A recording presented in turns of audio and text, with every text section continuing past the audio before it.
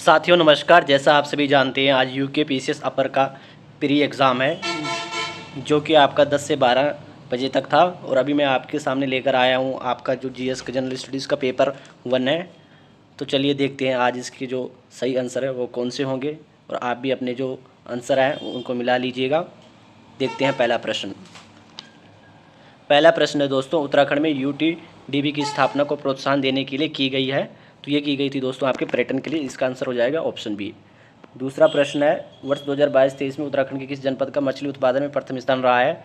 तो वो रहा है आपका ऊधम सिंह नगर। इसका सही आंसर हो जाएगा ऑप्शन सी।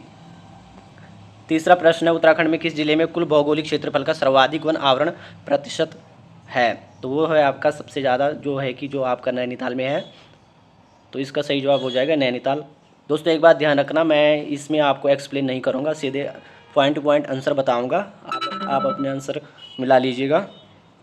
चौथा प्रश्न देखते हैं, उत्तराखंड सरकार ने राजकोषीय उत्तरदायित्व एवं बजट प्रबंधन अधिनियम का पारित किया। वो किया था आपका 2005 में। पाँचवा प्रश्न देखेंगे, NFHS 2019-21 सर्वेक्षण के आधार पर उत्तराखंड में बहुआयामी गरीबी 2019-21 में थी। तो वो थी आपकी 9.67%, यानी ऑप्शन डी इसका सही जवाब हो जाएगा। प्रश्न 6 देखेंगे, GHZ शब्द कंप्यूटर की किस विशेषता का सूचक है।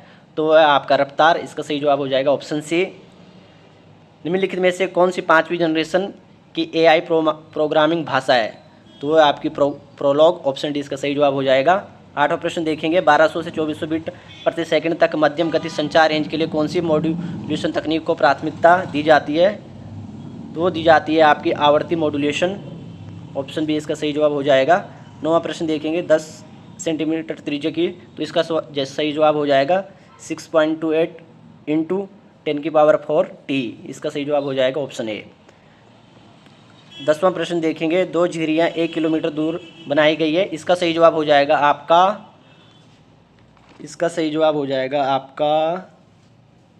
Option D 2.76 × 10⁻34 M।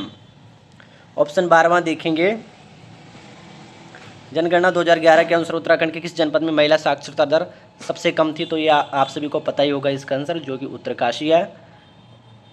प्रश्न 14 देखेंगे, उत्तराखंड का कितना प्रतिशत लगभग भाग मैदानी है। तो खैर ये तो सबको ही पता होगा। इसका सही जवाब हो जाएगा आपका 14%, जो कि ऑप्शन सी है।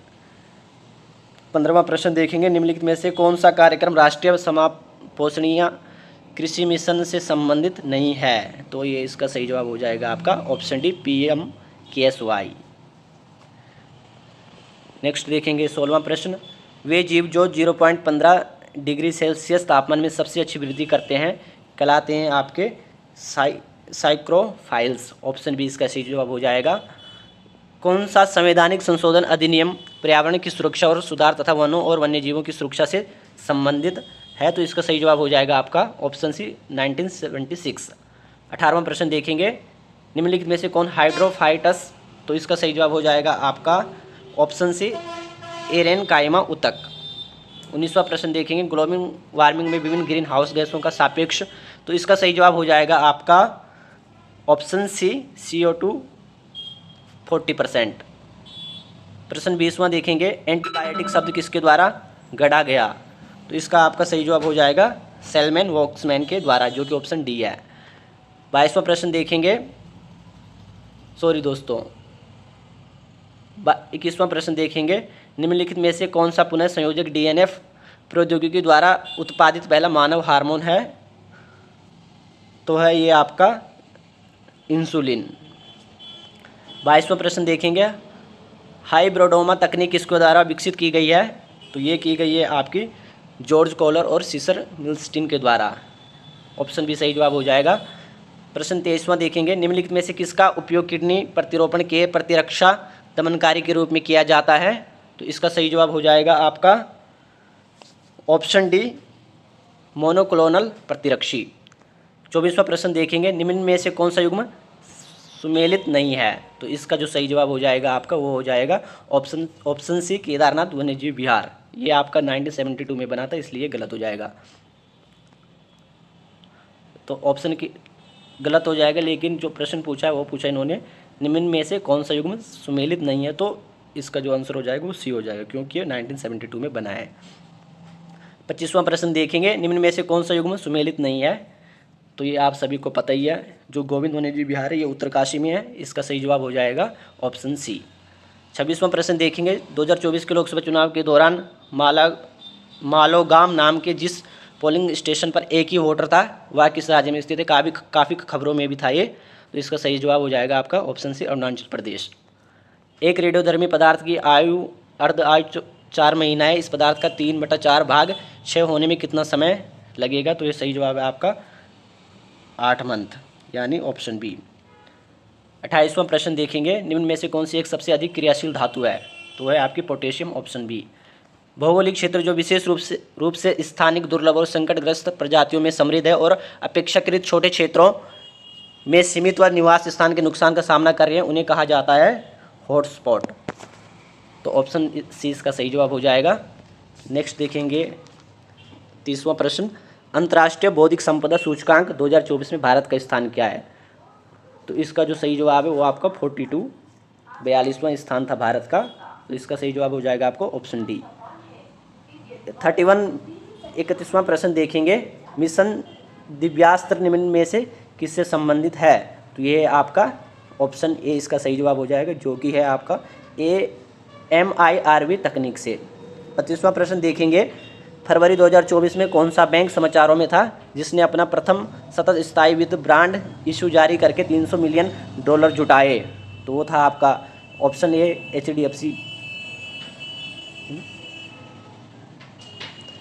33वां प्रश्न देखेंगे, उर्दू कवि गुलजार के अलावा 58वें ज्ञानपीठ पुरस्कार के अन्य प्राप्तकर्ता कौन है, तो ये आपका ऑप्शन सी जगत गुरु रामभद्राचार्य। 34वां प्रश्न देखेंगे, भारत सरकार ने ओ स्मार्ट योजना को 2026 तक आगे बढ़ा दिया है, जिसका उद्देश्य है महासागर विकास कार्य, ऑप्शन डी इसका सही जवाब हो जाएगा।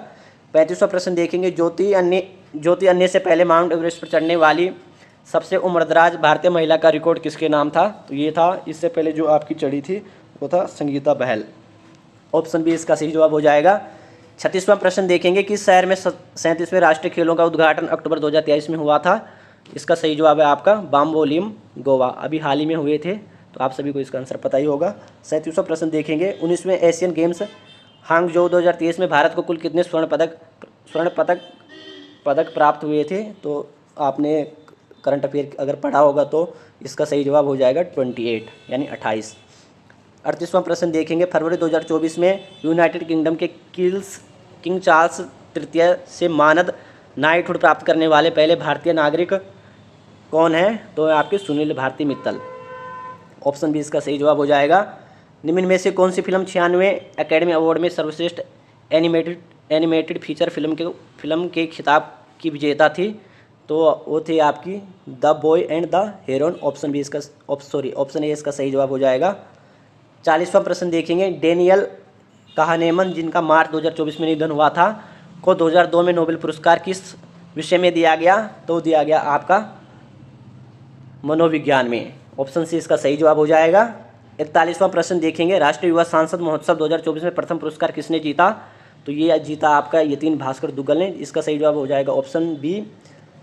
42वां प्रश्न देखेंगे, प्रवासी भारतीय दिवस PBD या NRI दिवस भारत में हर वर्ष किस तिथि को मनाया जाता है, तो ये मनाया जाता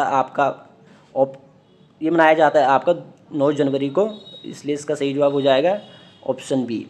43वां प्रश्न देखेंगे, मार्च 2024 में किसने सीमा सुरक्षा बल की पहली महिला निशानेबाज के रूप में इतिहास में अपना नाम दर्ज करवाया, तो वो आपकी सुमन कुमारी, इसलिए इसका सही जवाब हो जाएगा option C.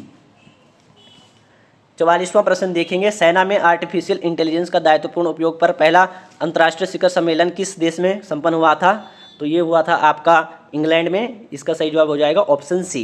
Bay of Bengal initiative for multi sectoral technical and economic corporation BIMSTEC का स्थायी सचिवालय कहाँ स्थित है, तो वह आपका ढाका में, ऑप्शन सी इसका सही जवाब हो जाएगा। निम्नलिखित में से किस पुस्तक ने अंतर्राष्ट्रीय बुकर पुरस्कार 2024 जीता है, तो जीता आपके कैरोस ने, ऑप्शन बी इसका सही जवाब हो जाएगा। 47वां प्रश्न देखेंगे, मार्च 2024 में किस कंपनी ने शैक्षिक प्लेटफॉर्म उड़े सिटी को अधिग्रहित किया है? तो वो किया है आपका एक्सचेंजर ने, जो कि ऑप्शन सी है, सही जवाब हो जाएगा। 48वां प्रश्न देखेंगे, तिलू रौतेली राज्य पुरस्कार, ये आपका उत्तराखंड करंट अफेयर से आया था। अगर आपने ये पढ़ा होगा तो आपने इसका सही जवाब अवश्य लगाया होगा, जो कि है आपका ऑप्शन डी, मुक्केबाजी। इनको मुक्केबाजी में तिलू राज्य पुरस्कार मिला था। 49वां प्रश्न देखेंगे, भारतीय निर्वाचन आयोग द्वारा आम चुनाव 2024 के लिए घोषित 7 चरणों में से किस चरण में उत्तराखंड में चुनाव संपन्न हुए? तो ये तो सबको ही पता होगा, प्रथम चरण में हुआ था। 50वां प्रश्न देखेंगे, उत्तराखंड का निम्नलिखित में से कौन सा नृत्य उत्सव यूनेस्को की अमूर्त विरासत सूची में शामिल है? तो ये अभी हाल ही में हुआ था। अगर आपने करंट अफेयर पढ़ा होगा तो आपने इसका सही जवाब निश्चित ही दिया होगा। इसका सही जवाब है आपका ऑप्शन ए, रामायण। दोस्तों इस वीडियो में इतना ही, बाद बाकी हम इसका सेकंड पार्ट लेके आएंगे, क्योंकि ये वीडियो लंबी हो जाएगी। 50 क्वेश्चन हम इसमें कवर करेंगे, बाकी 50 जो क्वेश्चन हम दूसरे पार्ट में करेंगे, बाकी जो 50 क्वेश्चन है वो हम तीसरे पार्ट में करेंगे। अगर आपको वीडियो अच्छी लगी तो वीडियो को लाइक जरूर करें, अपने दोस्तों को शेयर करना ना भूलें और चैनल को सब्सक्राइब तो करना बिल्कुल भी ना भूलें। धन्यवाद।